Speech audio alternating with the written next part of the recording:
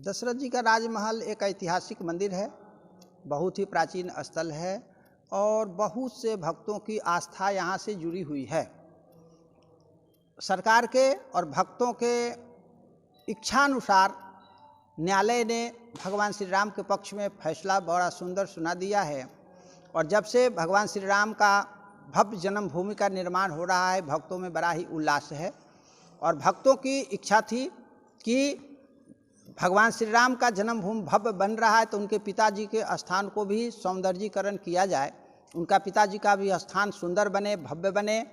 उन सब की इच्छाओं को ध्यान में रखते हुए और सरकार की जो अयोध्या को सजाने संवारने की योजना है, उसके अंतर्गत हम लोगों ने भी निर्णय किया कि हम लोगों का भी दायित्व है कि अपने अपने मंदिर को हम लोग भी सजाएं संवारें।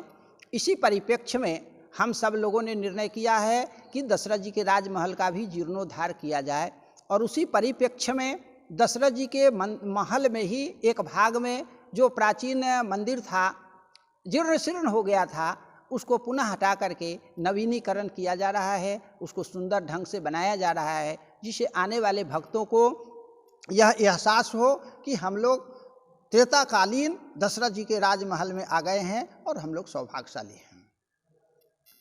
इसमें बहुत बड़ा विशाल तो नहीं बन रहा है, लेकिन लगभग 51 फीट ऊंचा यह मंदिर बनेगा और इसमें लगभग 1000 लोग बैठ करके सत्संग कर सकते हैं और उतने लोग समय ज़रूरत पड़ने पर प्रसाद भी पा सकते हैं या कोई कार्यक्रम में भाग ले सकते हैं, कथा कीर्तन सत्संग कर सकते हैं। इस हिसाब से बनाया जा रहा है कि दशरथ जी के यहाँ नित्य सत्संग होता था, जैसा कि रामायण में भी लिखा हुआ है कि वेद पुराण वशिष्ठ बखानहि सुनहि राम यद्यपि सब जानहि। यद्यपि राम जी सब कुछ जानते थे, फिर भी नित्य वशिष्ठ जी महाराज आकर के वेद की और पुराणों की कथा कह करके सुनाते थे।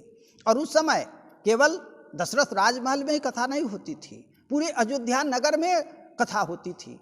सबके गृह गृह हो ही पुराना, रामचरित सुंदर विधि नाना। सबके गृह गृह में होता था।